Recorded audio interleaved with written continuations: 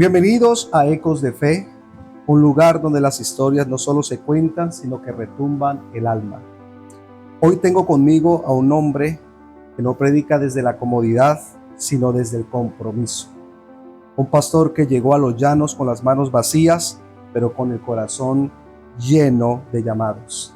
Y debajo de un árbol comenzó a levantar un altar, y hoy dirige una iglesia que arde con visión de reino. Él ha caminado selvas, cruzado fronteras y levantado altares donde nadie se ha atrevido. Es esposo, tiene hijos, una iglesia maravillosa, visión, trabajo incansable. Todo lo que toca este hombre lleva fuego del Espíritu. Por eso hoy nos acompaña con nosotros en este programa de Eco de Fe el pastor Carlos González, y juntos vamos a descubrir cómo se construye una vida cuando lo único que tienes es fe. Bienvenidos a este programa.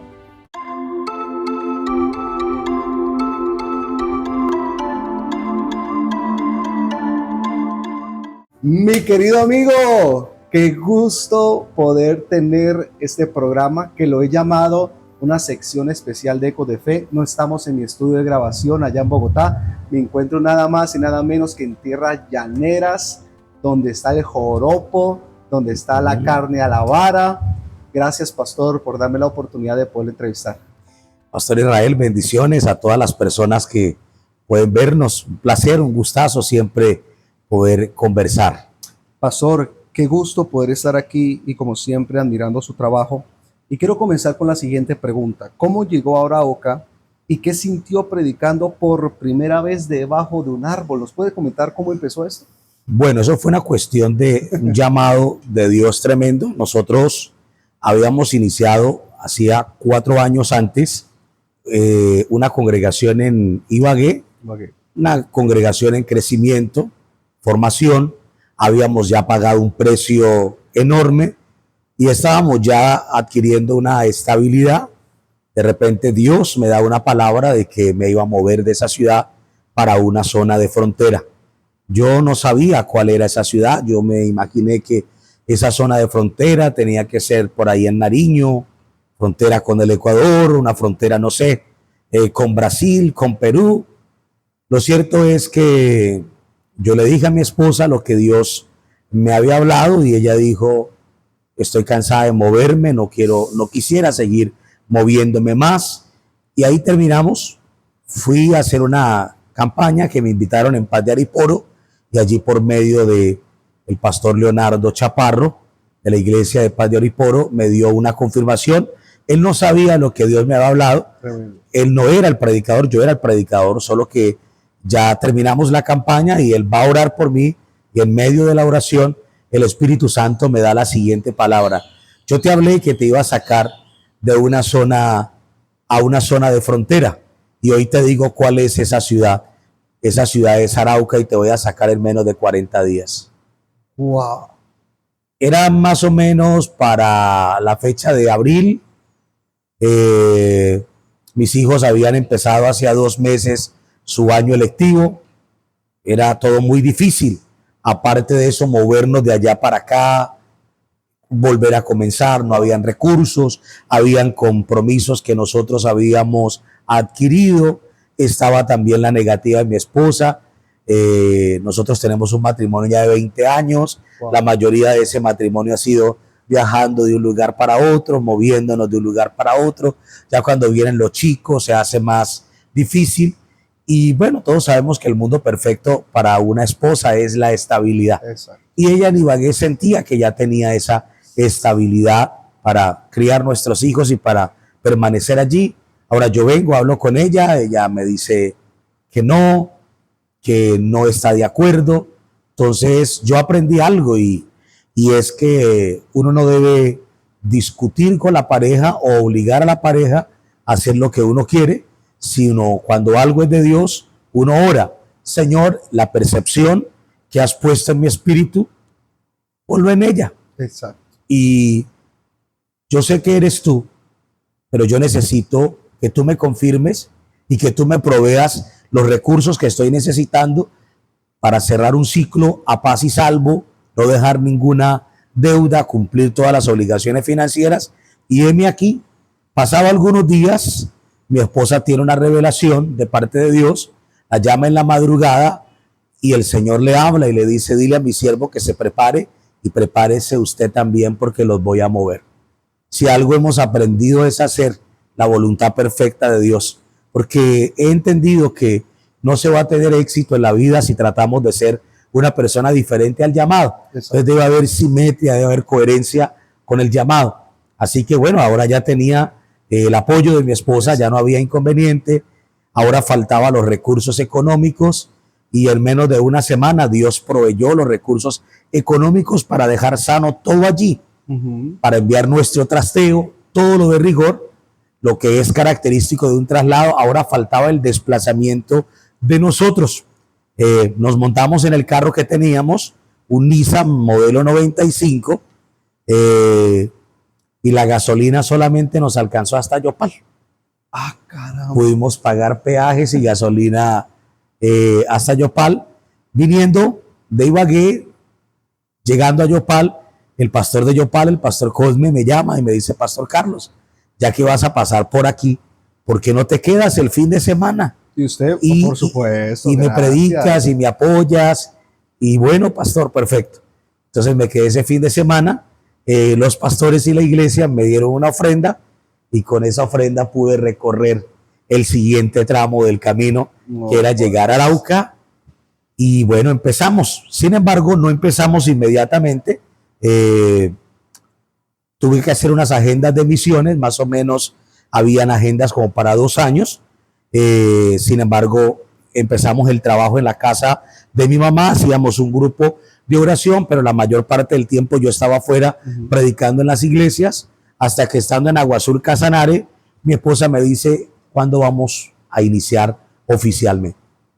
Vamos a iniciar oficialmente porque Dios nos mandó, fue a iniciar, ya vamos en agosto y no hemos iniciado y llegamos en mayo, porque iniciar no es fácil. Entonces mi hermana nos presta el antejardín de su casa en agosto y empezamos a hacer reuniones los domingos. La mayoría de esas reuniones yo no estaba afuera, las hacía mi esposa, hasta que en el mes de octubre oficialmente nos inauguramos como iglesia, hicimos el primer servicio oficial debajo de una construcción en obra negra. Por un tiempo no teníamos un lugar de la iglesia para adorar, para rendir cultos al Señor. Finalmente esa construcción necesitaba ser terminada, nosotros tenemos que salir de allí y no teníamos dónde hacer los cultos. Creo que fue un domingo 28 de diciembre, ya ese era el último culto, ya para el miércoles era el siguiente servicio, no teníamos dónde hacerlo, así que nosotros teníamos un lote ahí mismo, un lote que estaba enmontado y había un palo de mamón. Y ese día, domingo 28, hicimos el culto debajo del palo de mamón. Y ahí nació lo que es nuestro auditorio de la Iglesia Lin, debajo de un palo de mamón. A ver si entendí, en el mismo árbol donde hicieron el servicio, en ese mismo terreno donde es donde está la iglesia hoy día, debajo de ese árbol. Entonces, ¿qué hicimos? Nosotros con mi esposa intentamos conseguir locales, pero ninguno se ajustaba al presupuesto, porque para ese entonces nos entraba la millonaria suma de 60,000 pesos semanales. Entonces, imagine usted con 60,000 pesos semanales, buscábamos local y el más económico, 800, 900, 1,000,000 de pesos. Era difícil. Claro. Entonces Dios nos dio una palabra y dijo, yo voy a mostrarle a las personas y les voy a mostrar a ustedes que yo soy Dios. Créanme. Entonces con mi esposa el siguiente día y un grupo de hermanos nos le metimos a ese monte, lo tumbamos, lo limpiamos. Me acuerdo tanto que con las personas que teníamos ahí estábamos recogiendo un recurso para una pantalla. Solo teníamos 400,000 pesos de haber recogido ese recurso. Yo le hablo a las personas y le digo, lo voy a tomar para improvisar una enramada. Entonces empezamos a hacer una enramada que yo la denominé la enramada de los 3 cerditos. Solo un viento y la tumbaba. Entonces en viaje de tierra para levantar un poquito porque se inundaba, Wow. Las guaudas que iban, porque le hicimos de guauda y sin, las que iban arriba, como cerchas, las tuvimos que picar en la mitad porque no había para guaudas enteras. Y bueno, mi mamá me prestó 600,000 pesos más porque esos 400,000 no alcanzaban. Mi esposa fue la electricista porque no había cómo contratar un eléctrico. Wow. Ella hizo las extensiones. No nos quemamos porque Dios es grande. No, las hizo con mucho amor, las extensiones, porque pues obviamente ella me tiene prohibido subirme a escaleras por mi peso, porque de pronto... Sí. Entonces ella, cuando había que hacer trabajos de altura, ella era la que siempre se subía, hizo las extensiones, las puso, prendieron, gloria a Dios. No hubo cortos, no hubo chispas.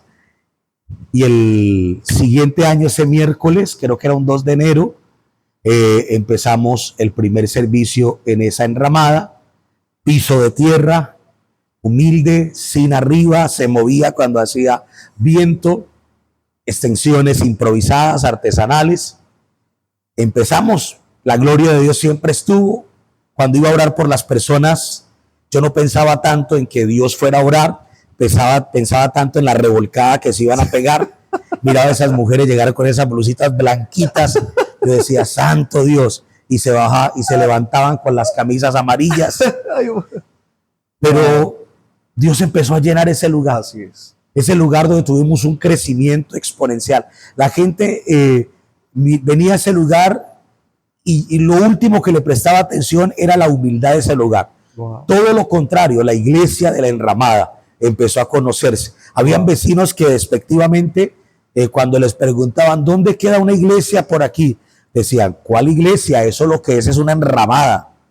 Wow. Pero en esa enramada, nosotros conocemos testimonios de iglesias que son conocidas como la iglesia de las carpas. No, nosotros somos conocidos como la iglesia de la enramada. Wow. Empezamos en una enramada, pero esa enramada, por la gracia de Dios, se ha convertido y se está convirtiendo en un lugar hermoso para adorar a Dios. Pero lo más importante, la misma gloria que estuvo en la enramada está ahora y cada día va en aumento para la gloria de Dios. Y esa es la razón por la cual nosotros nos encantan las misiones, porque entendemos que en esos lugares difíciles, en esos lugares donde no hay tanta comodidad, allí el Espíritu Santo se derrama de una manera especial, y que es una lección de humildad que todos los seres humanos debemos darnos. A veces uno no tiene necesidad de pronto de ir a esos lugares inhóspitos, pero para mí es parte de mi esencia, es lo que me mantiene con los pies en la tierra y lo que me mantiene entendiendo siempre de que nunca puede ser más importante el mensajero que el mensaje. Así es. Wow, pastor. Impresionante. No sé, con eso ya podemos cerrar, ya no podemos ir. Apenas estamos iniciando. ¿Qué tan importante o cómo hiciste para poder trabajar el corazón de tu esposa y de tus hijos para que ellos también abrazaran la visión? Porque los veo que ahora están súper comprometidos, los veo súper conectados, y cada tanto que vengo, cada 4, 5, 6 meses o cada año que vengo, los veo más altos, en el caso de los chinos, la pastora mucho más madura y más complementados los unos a los otros. ¿Qué estrategias crees que hiciste para que tu familia esté tan conectada a la visión que Dios te dio? Lo uno, yo siempre le pedí al Señor que mis hijos no vivieran esto por herencia, sino que tuvieran un encuentro personal con Jesús. Es decir, porque soy el hijo del pastor, no. O porque somos los hijos de los pastores, no. Yo siempre le pedí al Señor, Señor, yo quiero que esto sea por revelación. Quiero que mis hijos tengan un encuentro, o sea, que no sea obligación. Yo me acuerdo que desde muy pequeñitos, con mi esposa los tomábamos de las manos y los paseábamos por las iglesias y oraba con ellos. Y en mi oración siempre estaba esto, Señor, que ellos te sirvan. Lo otro, la unidad familiar. La unidad familiar. Yo siempre le he repetido algo a mi familia en los momentos más difíciles de la vida y en los momentos más buenos.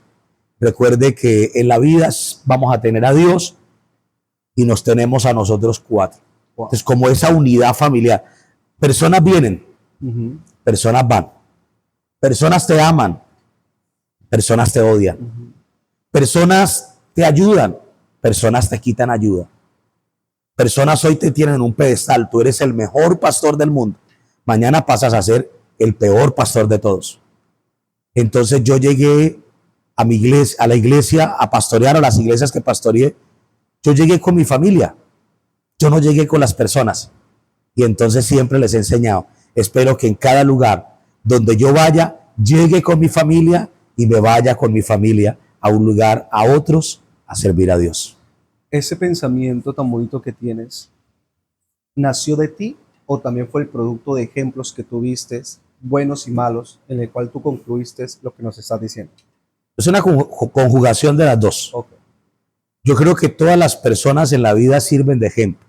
Uno para lo que se debe hacer y otro para lo que no se debe hacer. Entonces, en la vida ministerial yo tuve la oportunidad de trabajar con varios pastores. Pastores, por ejemplo, que tenían familias muy bonitas, muy unidas, pero pastores que lamentablemente por el activismo ministerial le estaban haciendo daño a sus propias familias. Y, por ejemplo, tuve una experiencia en un país donde mucha gente hablaba acerca del pastor que estaba allí y decía, oh, cómo Dios lo usa, oh, qué pastor tan bueno. Y el hijo me volteó a mirar y me dijo, pastor, mi papá es una porquería. Wow. O sea, ¿de Te qué? lo digo, te lo digo. Sí, entonces, ¿de qué sirve Wow. que usted sea admirado por los demás, pero no eres admirado por los de tu casa? Estaba muy joven, tenía hasta ahora mi primera hija y dije, no. Y cuando él dice que el papá era una porquería, no porque moralmente lo fuera, todo lo contrario, era un hombre tremendamente de Dios, solo que no sacaba tiempo para su familia. O sea, el activismo ministerial lo tenía consumido, porque hay tres cosas que le hacen daño a la familia: el materialismo, el activismo y el orgullo. Son tres cosas que le hacen daño a una familia. En el caso del pastor, era una persona muy humilde, muy noble, muy dada a la gente, y eso le gusta a la gente. A la gente le gusta un pastor que se entregue y que coloque a su familia, relegue a su familia y que reemplace y que sustituya a su familia. A las personas le encantan que uno le diga, pastor, lo necesito. Bueno, yo tenía una cena familiar, estoy celebrando el aniversario con mi esposa, ya le digo que se desarregle, ya me voy a atenderlo. A eso le encanta a la gente. Wow. Ese es el concepto que tenemos del buen pastor. El pastor que relega a su familia, el pastor que anula a su familia, el pastor que suprime su familia. Ese es el buen pastor para la gente. Pero mientras él está tratando de edificar personas, está dañando lo más sagrado que tiene, que es su casa, que es su familia. Y capaz, esas personas se van a ir, algunas, otras no, pero su familia es la que siempre ha estado allí en el proceso. Entonces, eso me hizo ver hasta el día de hoy, y los hermanos pueden ser testigos, que a donde vayamos, vamos los cuatro. A todo lo que hacemos, lo hacemos los cuatro. O sea, si yo sirvo a Dios, yo le sirvo a Dios con mi familia. Yo y mi casa serviremos al Señor. Tremendo. ¿Cómo poder estabilizar? ¿Cómo poder crear un equilibrio, un balance, y que la balanza no se incline hacia un lado entre familia y ministerio? O bueno, quitemos ministerio porque hay personas seculares que nos ven. Entre familia y empresas, entre familia y trabajo, entre familia y proyectos de vida. ¿Cómo poder crear? ¿Cómo creaste ese balance durante este tiempo? Yo creo que ahí es muy importante exigirse cumplir el orden de las prioridades. Okay. Porque las situaciones nos van a consumir. Okay. O sea, vivimos en un mundo donde todo es urgente. Lo necesito urgente. Necesito esto urgentemente. Todo es urgente. Vivimos en un mundo donde todo califica como una urgencia. En el aspecto ministerial, ¿cómo se trabaja eso? Cayéndosele del pedestal a muchas personas. O sea, tienes que caerte del pedestal en que muchos te tienen. El pastor que siempre está 24/7. O sea, sí o sí tienes que desagradar personas. Tienes que desagradar a los miembros de tu iglesia, a las personas que te requieren más allá. Imponer tu agenda, la agenda que tú tienes. Eres un ser humano, eres un ser social, pero eres un ser familiar también. Entonces, cuando yo voy a hacer esto, obviamente que yo voy a desagradar a muchas personas, pero las personas nunca las vamos a tener contentas. Por eso dice la Biblia que si agradamos más a los hombres que a Dios, no seríamos siervos de Jesucristo. Entonces debemos agradar a Dios. Yo sé que cuando yo le doy prioridad a mi familia, yo estoy agradando a Dios. Estoy alegrando el corazón de Dios. Entonces, para tener un balance, para tener un equilibrio, es importante tener claro el orden de prioridades y defenderlo.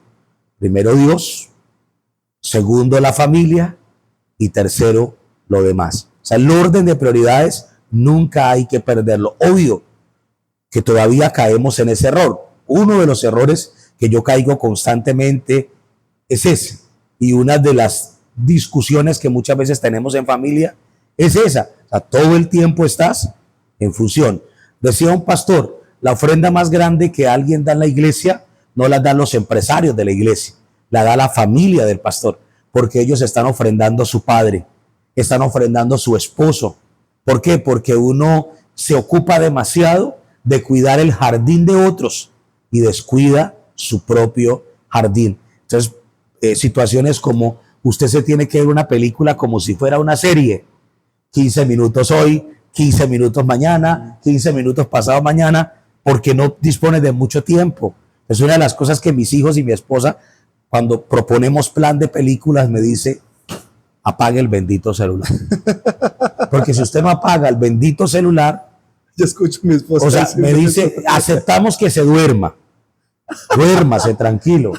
Que yo me duermo en las películas. Y como yo tengo los ojos chiquiticos, no se dan cuenta si estoy dormido. Mi papá se durmió, yo digo, no. Pero yo...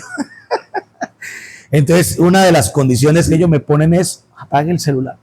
Entonces, hasta el día de hoy luchamos con eso, pero creo, y las personas lo han notado y de pronto me colocan una etiqueta mala, o sea, mal puesta la etiqueta, okay. Pero no, es que con los años he venido madurando y siento que ya estoy más maduro en esa área. Ya no me preocupa que la gente me idealice, que me tengan del concepto del mejor pastor. O sea, que después de Dios sigo yo, ya no me interesa. Wow, pero desprenderse de eso, wow, obviamente cuesta.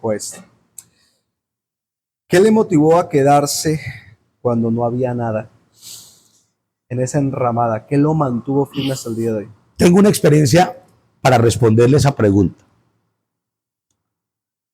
Cuando nosotros empezamos, no fue fácil. Después de la enramada, Dios se empezó a glorificar. Vino un avivamiento, pero un avivamiento impresionante después de las 7 noches de salvación y milagros con el Espíritu Santo. Un evento maravilloso que haces una vez. Lo hicimos en la enramada. La primera en la enramada. Ya esta es porque en la quinta edición. La quinta edición. Un despertar impresionante. Pasamos de congregarnos 30, 40 personas a congregarnos 100, 120 posterior, wow, a las 7 noches. Recursos empezó el Señor a traer, no los suficientes, pero ya superó el umbral de los 30,000 y de los 60,000 pesos semanales. Ya era una gran bendición. Claro. Ahora, pero seguíamos en la enramada. Seguíamos después de cada culto desarmando el sonido y guardándolo. Seguíamos después del culto trasteando las sillas. Seguíamos después o sea, para cada culto teníamos que trastear. Para cada culto mi esposa y mis hijos cargaban agua y yo con un pisón. Pum, pum, vele, organice. Yo empezaba más o menos a las 2 de la tarde, empezamos a organizar la iglesia para el servicio de las 6:30 de la tarde. Wow. O sea, era todo el tiempo así, era difícil. Pero estábamos viendo el fruto. Estábamos viendo vidas rindiéndose a los pies de Cristo. No hay nada más que llene el corazón de un predicador con motivaciones sanas, que es cuando las vidas se rinden a Jesús. La mayor satisfacción que le puede brindar a un hombre de Dios no es la de que un muerto resucite, no es la de que un paralítico se levante, un ciego vea, un sordo escuche. Es la de ver personas rindiéndose por amor al que los amó primero. Y eso nosotros estábamos viendo, pero vinieron las persecuciones, vinieron las dificultades. Mi esposa fue atacada impresionantemente, tuvimos ataques impresionantemente, se levantó un espíritu para que la iglesia se cerrara. Y estábamos viviendo esa incomodidad, esas persecuciones. Sin embargo, viví una situación estando en Yopal, y estando en Yopal, el pastor Cosme, Dios le había hablado para que él se fuera para Cali a establecer la obra. Y él me dice, pastor, a mí me encantaría que usted tomara la iglesia de Yopal, una iglesia formada, con líderes, con servidores. Me decía, pastor, mire, yo estoy estrenando este apartamento. Yo no tengo ningún problema en dejárselo. Quédese acá, pastor. Trabaje aquí en la iglesia. Mejores condiciones, mejor todo en cuanto al bienestar. Mi esposa era la que estaba recibiendo los ataques más fuertes. Y yo le dije, no, pero difamación, odio, bueno, ataques fuertes espirituales que se levantaban, no dentro de la iglesia, afuera. Sin embargo, yo le dije, pastor, no, yo tengo que orar. O sea, muy agradecido por lo que me ofrece, pero yo tengo que orar. Para Arauca mandamos otro pastor. Él me proponía en su buena fe, en su amistad, el cariño, me ofrecía todo eso, pero no nos podemos mover por lo que sea mejor para nosotros, sino por lo que Dios nos mandó a hacer. Sin embargo, yo llamo a mi esposa y le digo, mire, hay esto. Usted toma la decisión. Ella era la que estaba viviendo ataques más fuertes. Usted toma la decisión. La respuesta de mi esposa fue, vamos a luchar. Wow. Esta gente que Dios nos ha dado, no la vamos a dejar botada. Wow. Ya empezamos, sí, es difícil, pero no nos vamos a ir. Vamos a luchar y vamos a batallar. Y por mí no se preocupe. Wow. Yo tengo un Dios que pelea por mí, pelea por usted y pelea por mi familia. Plaudible. El amor a esos nuevos convertidos. Porque ya nuestra iglesia va a cumplir 8 años. Pero en ese entonces todas las personas eran bebés espirituales que requerían de una asistencia y de un acompañamiento muy fuerte, muy grande. Y aunque nos estaban ofreciendo algo mejor, el propósito y el amor que sentíamos por esas personas no nos dejó. Nos pasó lo que le pasó a Jesús cuando decapitan a su primo, se va solo al desierto, no quería que nadie lo supiese. La gente lo sigue y termina predicándoles porque los vio desamparados como ovejas que no tienen pastor. Un día mi pastor me enseñó un principio, mi pastor Jorge, cómo pastorear la iglesia. Y una iglesia debe ser pastoreada con compasión. Los pastores debemos sentir compasión por las personas, compasión por las vidas.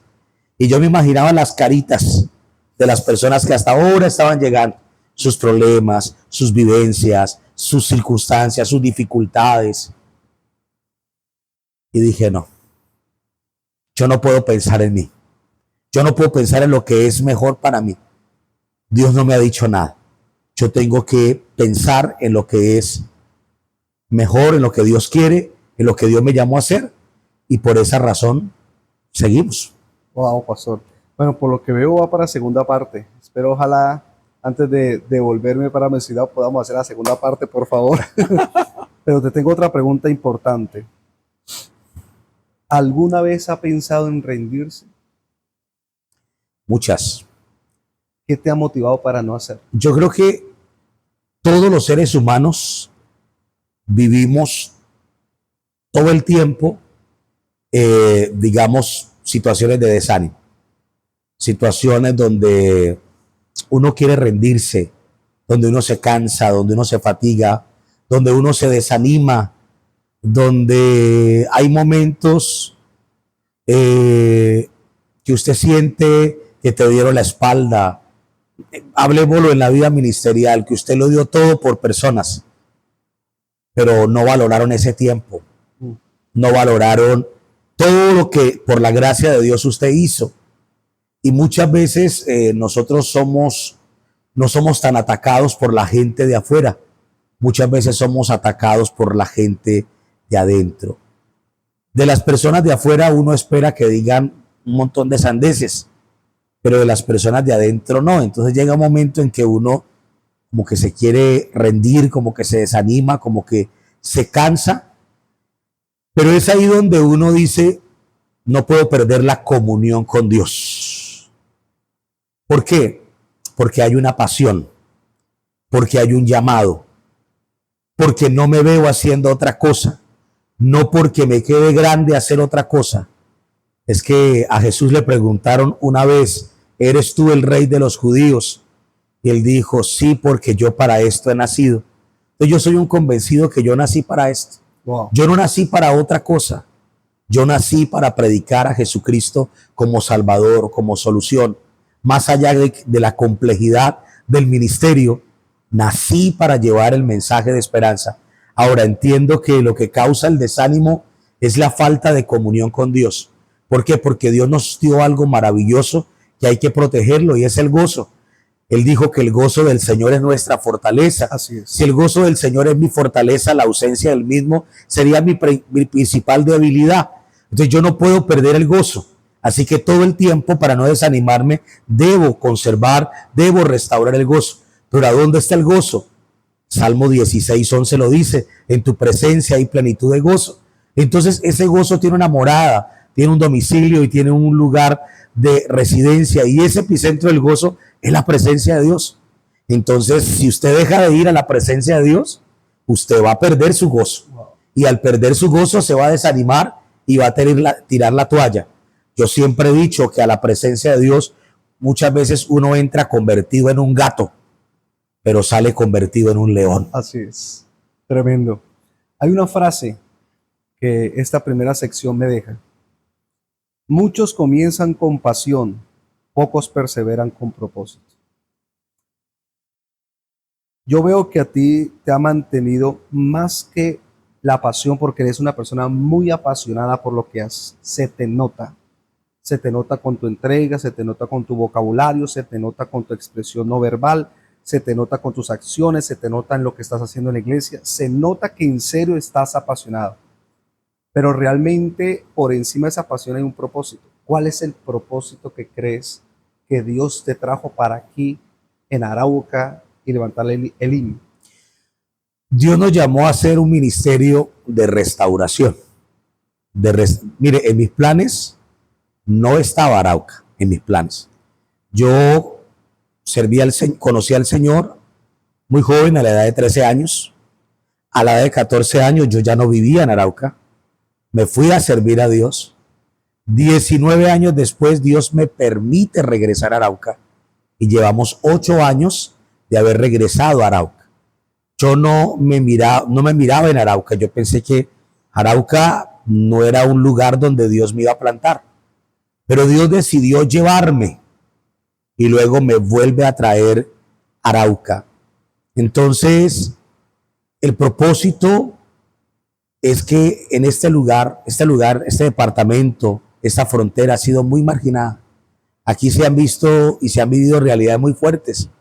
Realidades que si las comparamos, yo sé que las comparaciones son odiosas, pero si las comparamos con las que han vivido otros lugares de la geografía, no son para nada parecidas.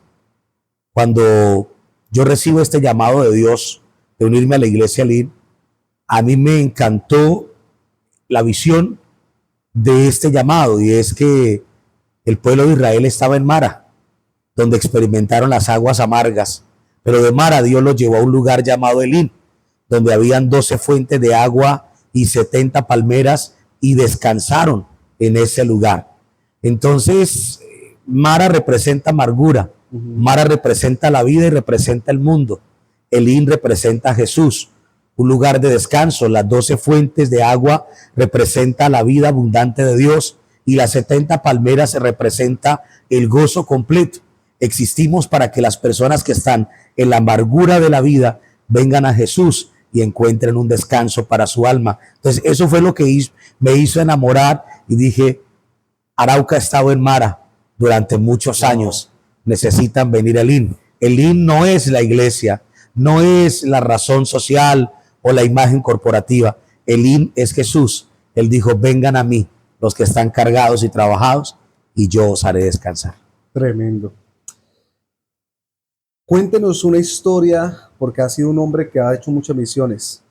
Has ido a tantos lugares. Cuando me comienzas a comentar a dónde has ido, qué has comido, qué culturas has visto. Comido sí bastante. Las experiencias que has vivido, yo puedo decir, wow, tiene muchas. Pero cuéntanos una de esas historias radicales que viviste como misionero y que tal vez nunca has contado públicamente. De esas historias que usted dice, esto fuerte. Bueno, yo soy como muy comunicativo, ¿no? No, no se nota. Entonces, de pronto sí las he contado. Una reciente que vivimos con la pastora Manuela y su familia.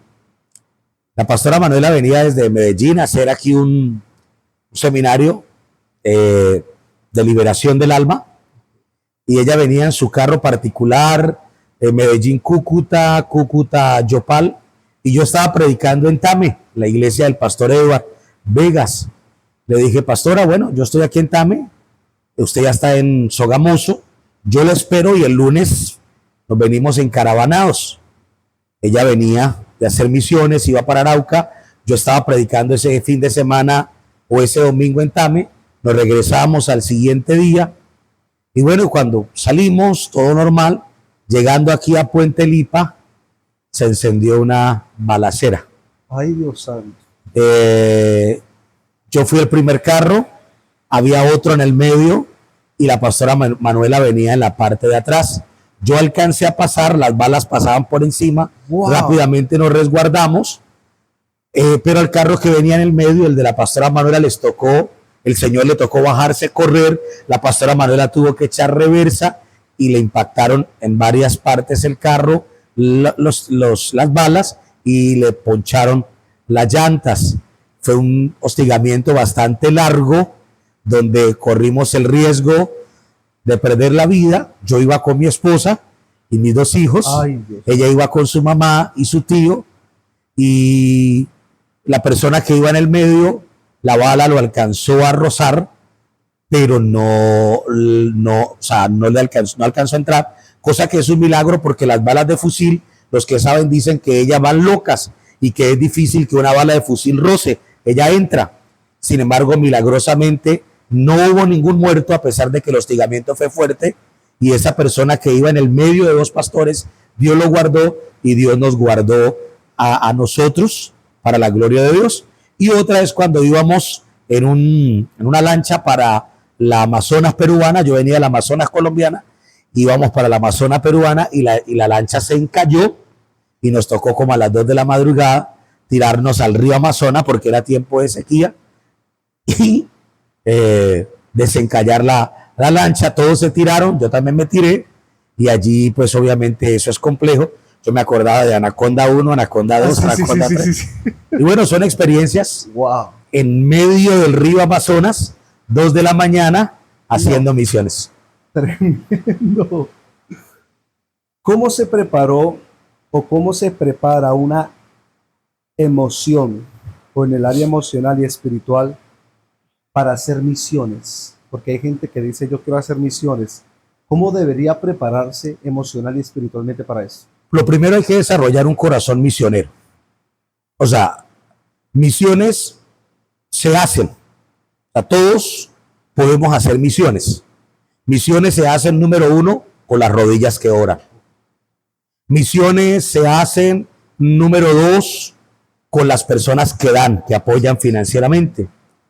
Misiones se dan con la iglesia, se hacen con la iglesia que envía. Pero misiones se hacen con los pies que van. Cuando usted quiere hacer misiones con sus pies, usted tiene que desarrollar un corazón misionero. Debe sentir pasión, compasión, y debe sentir una profunda preocupación por las almas, porque hacer misiones es una bendición, pero uno tiene que prepararse en el campo misionero, preparar su estómago, prepararse para la incomodidad, prepararse para muchas cosas, para prepararse para lo itinerante que son las misiones. Esa fue la razón por la cual Jesús dijo, las aves tienen del cielo tienen nido, las zorras tienen guaridas, mas el Hijo del Hombre no tiene recostar su cabeza. No está hablando de la pobreza de Jesús, porque Jesús no fue pobre, él se hizo pobre en la cruz, pero ese es tema para otro día. Está hablando de un ministerio itinerante. Hoy estaba aquí, mañana ya. En las misiones hoy día puede estar durmiendo en un hotel 5 estrellas, porque usted se va a encontrar en lugares donde hay personas que quieren sembrar la mejor estadía para el que vino. como nosotros hoy aquí estamos en este lugar maravilloso llamado Milas haciendo este podcast. Pero también hay momentos donde tienes que dormir en un lugar sencillo o no dormir, mal dormir. Tienes que prepararte para meter el pie al barro, para desacomodarte, para caminar, para sudar, para hacer tantas cosas. Pero una sola alma vale. Hay que amar las almas de una manera profunda. Jesús dijo, el pastor tiene 100 ovejas, deja las 99 y se va en busca de la que se perdió. Pero para ir a encontrarla tiene que pasar por montañas, tiene que pasar por lugares inhóspitos hasta que la encuentra y la trae otra vez al redil contento y repleto de gozo. Entonces yo le aconsejo a las personas que desean hacer misiones que desarrollen un corazón misionero. Importantísimo, si no se desarrolla un corazón misionero, entonces haga misiones con las rodillas o haga misiones financieramente para que otros vayan. Hablábamos acerca del activismo y la pasividad. Hoy en día son dos polos opuestos que se manejan en el cristianismo. ¿Crees que los frutos, el crecimiento de una iglesia, el activismo o ser una persona pasiva influye mucho? Yo pienso que los extremos son malos. Los extremos son bordes de precipicios. O sea, usted tampoco puede desarrollar una actitud pasiva frente a algo que es agresivo. Desde los tiempos de Juan el Bautista, dice la Biblia, el cielo sufre violencia y solo los violentos lo arrebatan. Cuando habla de violentos, no se refiere a los que agreden físicamente, sino a las personas que tienen una agresividad espiritual. Entonces usted no puede irse al extremo de la pasividad porque eso va a frenar el propósito de Dios. Usted tiene que ser una persona agresiva espiritualmente, pero tampoco se puede ir al otro extremo, donde usted se casa con una causa, idolatra esa causa, se vuelve adorador de esa causa y descuida otras cosas que son importantes como su propia salud emocional, mental, que no se nos olvide. Exacto. Su tranquilidad, la tranquilidad de los que dependen de usted, los suyos y por supuesto su salud física. Entonces son cosas muy importantes a tener en cuenta. No se vaya a los extremos, ni sea una persona exageradamente pasiva, ni tampoco una persona exageradamente activa. Tenemos que ir editándonos todos los días, pero siempre con esa fe, con esa fuerza y con esa diligencia de que hay mucho trabajo por hacer y que hay que hacerlo en el nombre de Jesús. ¿Qué diferencia al evangelio predicado en la comodidad de una ciudad y el que predica en un lugar remoto? ¿Qué diferencia hay? Bueno, lo importante es que ambos son válidos, son buenos, se requieren de ambos, se requieren de los dos. Predicar desde la comodidad es a donde todos queremos llegar, es a donde todas las personas quieren llegar. Queremos un lugar donde la gente venga, escuche la palabra de Dios, salga renovada, salga tranquila. Tampoco es fácil predicar desde la comodidad, tiene su trabajo. Pero cuando ya usted se incomoda un poco, ya se hace un poco más complejo, se hace un poco más difícil, pero sin embargo es una de las maneras de identificarse más con el Señor Jesús, porque ese es nuestro modelo, ese es nuestro ejemplo a seguir. Entonces yo creo que toda persona es llamada a incomodarse. O sea, usted puede tener la comodidad, yo puedo tener la comodidad que en este momento tenemos, que ya es una comodidad, porque ya tenemos un lugar para reunirnos y cada vez está más cómodo, pero debo estar dispuesto a incomodar. O sea, yo no tengo ningún problema, pastor. Mire, usted me puede hacer una invitación como la del año pasado a Bogotá, chévere, qué bendición. Pero cuando usted tenga que hacerme una invitación para ir a una selva, hágalo. Cuando tenga que hacerme una invitación para ir mar adentro, río adentro, selva adentro, hágamela. Y yo no tengo ningún problema en ir. Todo el que predica desde la comodidad debe estar dispuesto a predicar también desde la incomodidad. Así como estamos bien perfumaditos predicando en un lugar bien limpio, también hay que ponernos las botas o hay que meterle el pie al barro, porque a donde haya necesidad de llevar el evangelio hay que incomodarse. Wow. ¿Alguna vez tuvo miedo de morir por predicar? Sí, claro. ¿Nos puedes hablar de alguno de esos casos? Sí, hemos desarrollado un ministerio desde el año 98. Antes del 2002, el tema del orden público era impresionante en todo el país. Impresionante. Entonces, obviamente que había lugares donde el predicar el evangelio, digamos, en aquellos lugares donde las personas dependían económicamente de las actividades ilícitas, pues usted se tornaba como en una piedra en el zapato. Y hubo un lugar donde nosotros empezamos a predicar, y en ese lugar la gente dependía de la actividad de cosechar, o como se llama coloquialmente, raspar coca. Y empezamos a predicar y mucha gente empezó a convertirse al Señor. Entonces ya no querían trabajar en esas actividades ilícitas. Y algunas personas se incomodaron por eso y llegaron al sitio de predicación para llevarme a mí, a la persona que me acompañaba. La gente no los dejó. La gente, Dios los usó para defendernos, y mientras la gente se enfrentaba a ellos, alguien nos sacó por la puerta de atrás y nos montó en un carro y nos sacó de ese lugar, de ese pueblo. Ese día ahí sí, como dice el meme, sentí la cara del terror. Y en ese momento. Wow. ¿Qué le diría a un joven que siente el llamado misionero pero tiene miedo de dejarlo todo? Vencer ese miedo. Si tiene un llamado de Dios, la única manera para poder ejercer ese llamado y ese ministerio es entrando en él.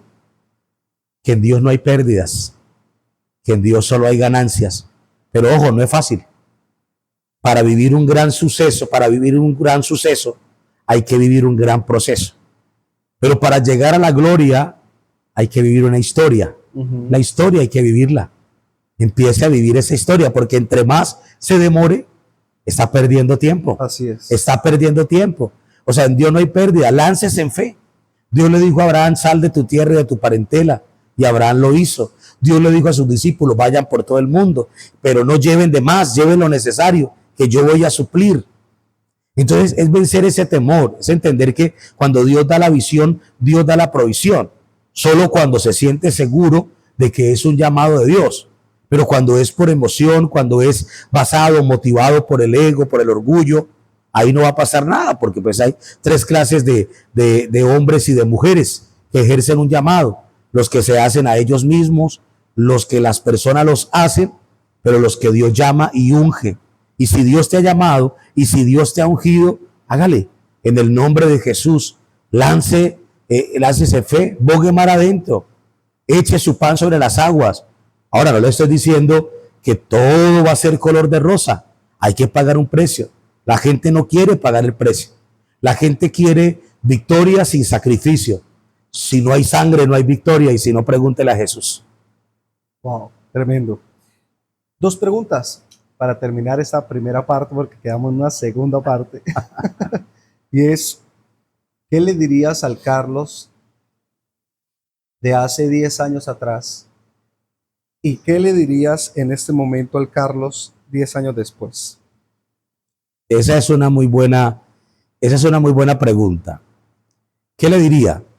Obviamente muchas cosas por corregir. Al Carlos de atrás, ¿qué le dirías? Muchas cosas por corregir. Muchas cosas por aprender, muchas cosas por madurar. Muchas cosas por dejarse guiar más por el Señor. Pero también le diría gracias por la entrega. Gracias por la fe, gracias por no medir consecuencias. Gracias por haber siempre estado y haberlo entendido, que estar dispuesto a dar la vida por esto. Gracias por soportar humillaciones. Gracias por no ser de cristal. Gracias por permitir al Señor forjar un carácter que hoy por hoy se ha cosechado un fruto de miles de personas que se han rendido a los pies de Cristo alrededor de 27 años de ministerio. Y le diría al Carlos, gracias por haber creído en el Dios de su juventud. Y al de ahora le diría, gracias porque el Dios de su juventud es el Dios que se acuerda y es el Dios que es fiel. Una de las oraciones que yo le hago al Señor en los momentos más difíciles es: Señor, acuérdate. Y pongo de fondo el himno de Marcos Witt: acuérdate. Señor, acuérdate. Dios de mi juventud, acuérdate. Y Dios se acuerda de todo lo que usted ha dado por el reino, y Dios es fiel. Y por eso hay gente que de pronto no entiende y de pronto no tolera la honra que Dios ejerce sobre usted. Peleen con Dios. Lo que pasa es que Dios es fiel y Dios conoce el proceso y Dios trabaja con la ley de la recompensa, y quiera la gente o no quiera, Dios nos va a recompensar y Dios nos va a poner en alto y Dios nos va a honrar, porque Dios ha visto a lo largo de todos estos años el precio que se ha pagado, pero también el dejarse corregir, el dejarse moldear por el Señor, el desaprender y el ser sensible a la voz del Espíritu Santo. Para terminar esta primera sección de este podcast, ¿qué consejo me darías a mí? ¿Qué consejo me darías? Pastor Israel, el consejo que yo le daría es: no pierda ese enfoque, no pierda ese llamado a ser diferente. Dios está llamando personas para ser diferentes. A usted le tocó una generación diferente. Nosotros fuimos llamados en un tiempo y somos un poco más tradicionales y conservadores, pero caímos en el anacronismo y eso nos impide ganar más personas para Él. El consejo que le doy: siga siendo diferente, aunque eso lo lleve a ser objeto de críticas, lo lleve a ser objeto de señalamientos, lo lleve a perder amistades, le cierre puertas. Siga siendo diferente, porque este mundo necesita que se levanten llamados con esa diferencia para poderle llegar a esas nuevas generaciones que a nosotros nos es un poquito de impedimento por la brecha generacional que existe. Tremendo, pastor.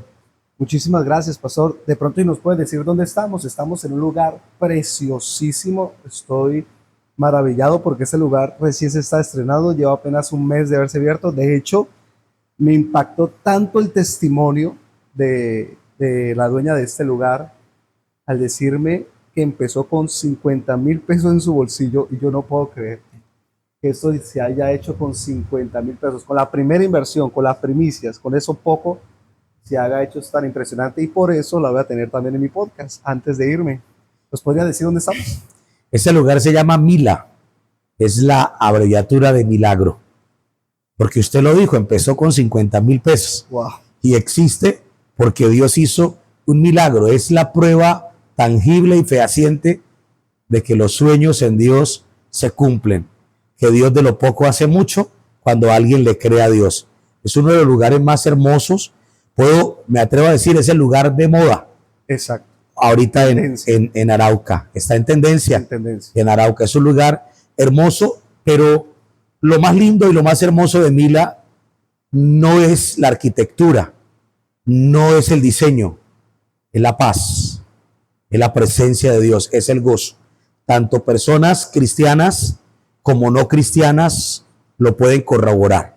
Todo el que llega a este lugar, no hay uno que no diga: mi pastor en estos días vino a cenar acá, me dijo: Pastor Carlos, se siente algo tan bonito en este lugar. Eso es lo que hace que Mila sea diferente a los demás. Mila está la presencia del que hizo el milagro, Dios. Tremendo. Bueno, pastor, muchísimas gracias por tu tiempo, y la verdad es que, por favor, una segunda partecita. Sí, Antes señor. de irnos, vamos a, porque quedé, pero Dios mío, iniciado, así dicen y yo sé que a través de todos tus testimonios de vida, Dios va a impactar la vida de muchas personas, y sé que en el próximo programa quiero indagar un poco más en tu vida personal para conocer esa versión. Hablamos personal de mi suegra y todo, no hay problema. Sí, también de ella hablamos, pero para reprenderla. Y sé que lo que Dios ha empezado en ti lo va a continuar. Amén. Y muchas gracias, pastor, por tu amistad. Gracias por invitarnos a ser parte de estos proyectos que tienes, y oramos siempre por ti.